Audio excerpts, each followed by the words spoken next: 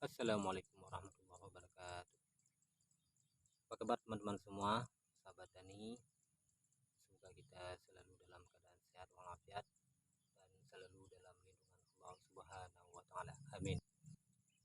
Jumpa lagi teman-teman bersama saya Hafiz Tani Official di tempat yang sama dan lahan yang sama, yaitu lahan cabai kita. Oke, teman-teman, pada hari ini saya akan sedikit berbagi tips dan pengalaman ya, bagaimana cara mengatasi patek atau antraknosa yang sangat merusakkan ya teman-teman ya, apalagi di cuaca yang ekstrim, yang hujan terus menerus, di cuaca yang terlalu lembab ya, patek ataupun antraknosa ini sangat cepat berkembang teman-teman. Oke teman-teman, ayo kita lihat.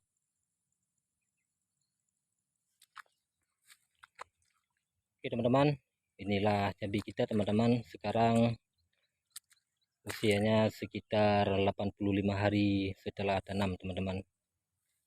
Cabai kita agak keriting teman-teman, tapi alhamdulillah walaupun keriting tapi pucuknya tetap mengeluarkan bunga seperti ini teman-teman.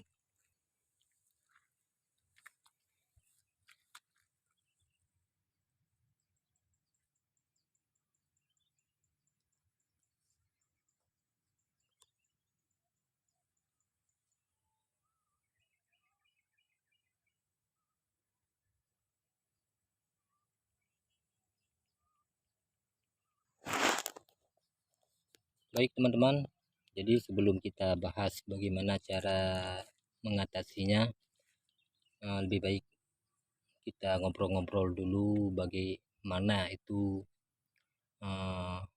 penyakit antraknosa yang disebabkan jamur itu teman-teman ya. Kita khusus membahas tentang busuk buah yang disebabkan antraknosa. Jadi busuk buah itu yang disebabkan antraknosa teman-teman sering kita jumpai di saat waktu mendekati panen teman-teman. Itu pengalaman saya teman-teman ya. Jadi begini teman-teman, busuk buah itu yang disebabkan oleh patek itu yang namanya jamur kan dia berkembang biak, menyebar dari tanaman satu ataupun dari buah yang satu ke buah yang lain teman-teman ya. Jadi menurut saya teman-teman, penyebaran jamur ini disebabkan oleh beberapa faktor teman-teman. Yang pertama sekali hujan teman-teman, air ya. Di saat air hujan dia jatuh dari atas ini, dari atas pohon, terus dia mengalir terus sampai ke buahnya, kan dia merambat teman-teman. Jadi kalau ada misalnya buah yang terkena antraknosa, air yang sudah terkena antraknosa itu teman-teman, dia akan menularkan ke buah yang lain. Dia akan menularkan ke buah yang lain. Apalagi kalau ada angin yang agak kencang nih teman-teman ya, dia bergoyang sehingga dia bersentuhan dengan buah-buah yang lain ataupun dengan daun yang lain, kemudian daun itu bersentuhan dengan buah yang lain, itu cepat kali teman-teman, sangat cepat sekali, sangat luar biasa cepatnya teman-teman, dia akan menular. Itu yang pertama teman-teman. Kemudian penyebarannya itu yang kedua teman-teman, itu karena hama teman-teman. Jadi hama misalnya kutu teman-teman ya, kutu ataupun ulat misalnya teman-temannya, dia nginggap di tanaman ataupun di buah yang sudah terkena antraknosa itu, kemudian dia pindah ke daun yang lain ataupun ke buah yang lain, dia akan membawa virus yang duluan menempel pada bagian tubuhnya, dia akan membawa kepada buah yang lain. Jadi itu salah satu penyebarnya teman-teman, hama ya. Kemudian yang tiga teman-teman, nah ini yang lebih parah teman-teman ya. Mungkin banyak dari kita mungkin kurang tahu ya ataupun belum tahu ya. Ini pengalaman teman-teman, ini pengalaman. Jadi seharusnya kita sesama petani ini bagusnya saling berbagi demi kebaikan teman-teman ya. Jadi yang ketiga itu teman-teman, menurut saya yang paling fatal itu adalah penyebaran lewat tangan manusia teman-teman. Kenapa saya bilang sangat fatal? Jadi buah seperti ini kan, nah ini teman-teman, ini cabai saya ini sudah mulai merah ya, sudah saya petik tiga kali yang sudah. Ini kemarin saya petik, mungkin lusa akan saya petik lagi insya Allah kalau nggak ada halangan apa-apa. Jadi begini teman-teman, bagaimana dia tangan manusia menyebabkan penyebaran yang sangat fatal. Jadi begini teman-teman, itu terjadi di saat kita melakukan pemetikan teman-teman. Nah, di saat kita melakukan pemetikan, tidak mungkin tangan kita itu tidak menyentuh buah yang lain. Misalnya seperti ini teman-teman, misalnya kita mau petik buah yang merah ini misalnya teman-teman. Jadi tanpa kita sadari, mungkin buah yang merah ini di belakangnya itu ataupun di samping tanpa kita lihat, dia udah terkena jamur antraknosa teman-teman, yang menyebabkan patek tadi. Jadi tangan kita ini menyentuh, tanpa kita sadari tangan kita menyentuh buah yang sudah terinfeksi, baik dia yang sudah nampak terlihat jelas ataupun yang belum nampak terlihat jelas teman-teman. Jadi di saat tangan kita menyentuh buah yang sudah terinfeksi, otomatis tangan kita juga sudah terkena jamur antraknosa.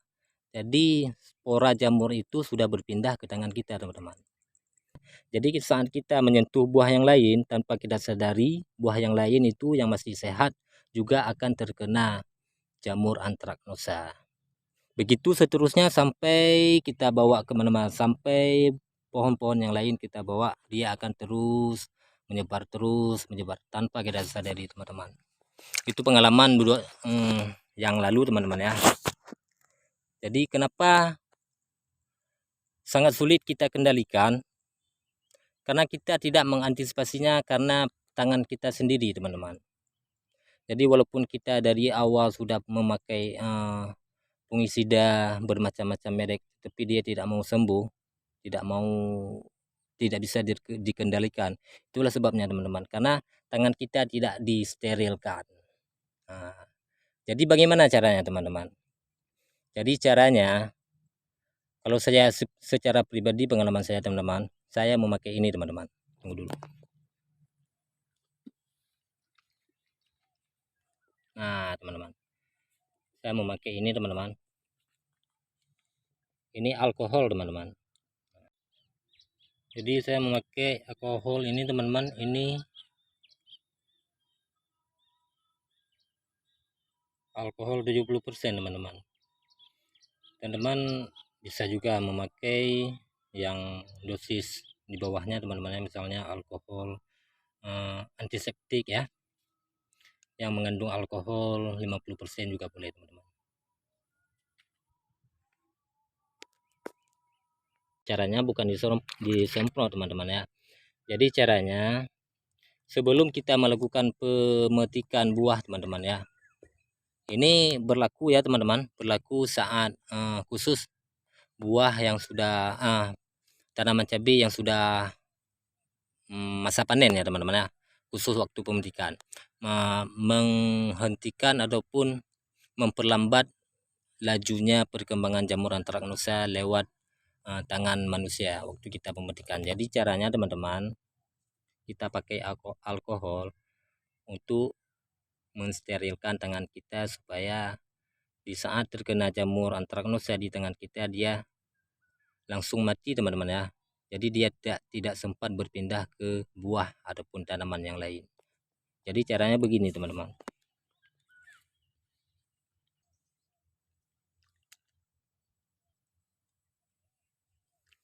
Caranya teman-teman, sebelum kita melakukan pemetikan, kita lap dulu dengan kita pakai ini teman-teman, pakai alkohol secukupnya saja.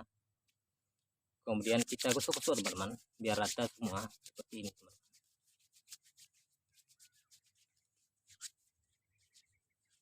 Jadi nanti di saat kita menyentuh buah buah cabai yang sudah terkena antraknosa, dia tidak akan nempel di tangan kita teman-teman. Adapun nempel teman-teman, dia langsung mati teman-teman. Jadi tidak sempat dia berpindah ke buah ataupun ke tanaman yang lain. Gitu teman-teman. Jelas teman-teman ya. Kita pakai alkohol, kita taruh sedikit, kita gelapkan seperti ini, merata semua sampai segini teman-teman ya. Kanan kiri juga boleh, semua merata. Nah, setelah itu baru kita melakukan pemetikan. Oke teman-teman, jelas teman-teman ya. Jadi menurut saya teman-teman, ini adalah cara yang sangat efektif teman-teman ya. Cara yang sangat efektif yang sudah pernah saya lakukan dan terbukti sangat ampuh teman-teman ya. Walaupun dia tidak sembuh total 100%, tapi dibandingkan daripada kita tidak memakai alkohol ataupun tidak mensterilkan tangan kita, ini jauh lebih bagus teman-teman. Ini jauh lebih mengurangi jamur antraknosa. Karena begini teman-teman, ini saat saya pertama metik dia aman teman-teman. Saya lihat dia aman. Saat saya petik pertama, saya lihat dia nggak ada satupun, nggak ada yang terkena antraknosa. Di saat saya petik yang kedua teman-teman, ada 1-2 yang sudah terkena teman-teman. Saya pun terkejut ya. Tapi tidak heran juga karena lahan kita ini lembab teman-teman. Apalagi cuaca sekarang sangat luar biasa teman-teman ya di lokasi kita, di daerah kita ya. Hujan hampir tiap hari teman-teman. Jadi air di dalam parit ini hampir tidak kering teman-teman. Hampir tidak pernah kering teman-teman ya. Selama dia tanaman ini berbuah. Jadi di saat saya petik yang kedua teman-teman, ada 1-2 saya jumpai sudah terkena antraknosa. Bahkan satu di daerah ujung sana teman-teman ya. Di daerah ujung sana ada yang sebagian teman-teman. Dalam satu pohon itu sebagian buah yang hijau itu sudah kena semua. Jadi saya lakukan cara seperti ini teman-teman. Jadi cara selanjutnya teman-teman, jangan lupa di saat melakukan pemetikan, jangan sisakan buah yang sudah terkena jamur antraknosa itu di pohonnya teman-teman. Artinya kita tetap petik dia, bersihkan dia dari pohon. Jangan sisakan dia di pohon teman-teman ya. Dia tetap kita kutip. Jangan pula dilempar ataupun dibuang di dalam parit ataupun sekitar lokasi kita teman-teman. Jangan teman-teman, karena dia akan menular kembali, dia akan menyebarkan kembali, dia akan menyebar kembali teman-teman.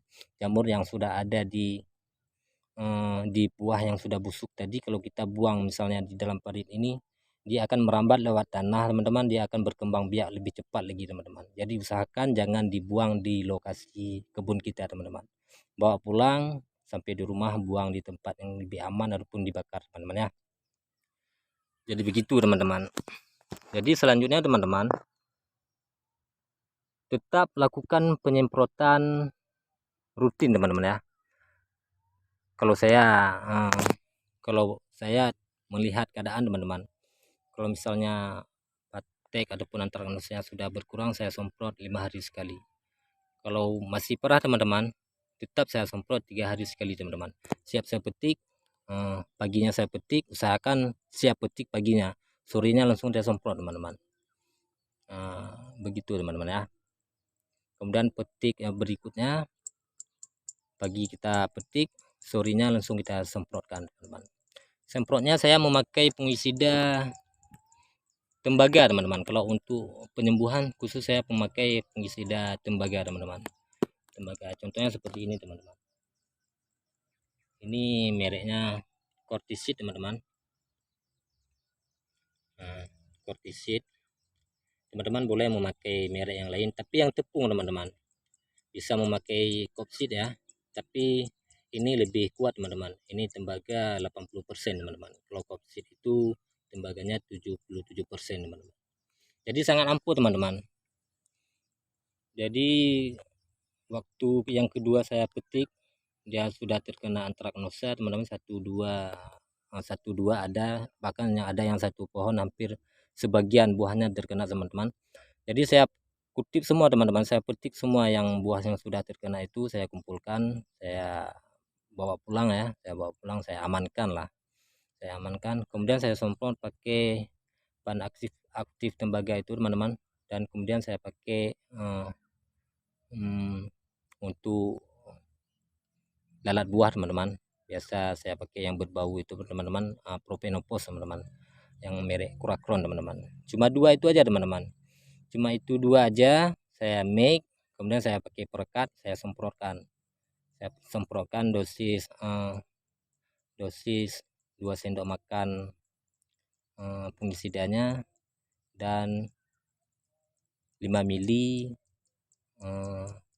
Kurakronnya teman-teman. Saya semprotkan volume tinggi teman-teman, angin spraynya agak tinggi teman-teman, dia agak berkabut. Jadi alhamdulillah teman-teman, di saat pemetikan yang ketiga teman-teman, alhamdulillah sudah sangat jauh berkurang teman-teman. Bahkan pohon yang sudah terkena sebagian tadi teman-teman sudah sangat jauh berkurang amannya dari patek atau antraknosa itu teman-teman. Ada satu dua yang masih sisa teman-teman, dan kita doakan ya kedepannya langsung hilang total antraknosa teman-teman.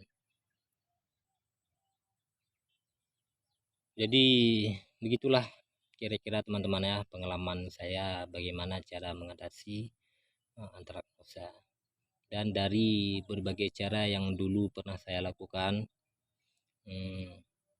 cuma cara seperti ini yang sangat ampuh teman-teman. Selain kita mengendalikannya lewat penyemprotan, kita juga mensterilkan tangan di saat waktu pemetikan teman-teman. Jadi perawatannya tetap teman-teman, tetap kita melakukan penyemprotan untuk mencegah ataupun mengobati ya penyakit antraknosa yang sudah ada di tanaman kita. Bagi teman-teman, saya rasa cuma itu saja yang bisa saya sampaikan pada video kali ini. Semoga ada manfaatnya teman-teman ya. Salam sehat selalu buat teman-teman semua. Semoga apa yang kita kerjakan dilancarkan oleh Allah Subhanahu wa taala dan mendapatkan hasil yang berkah teman-teman. Amin ya. Amin ya rabbal alamin. Oke teman-teman, sampai jumpa di video berikutnya. Assalamualaikum warahmatullahi wabarakatuh.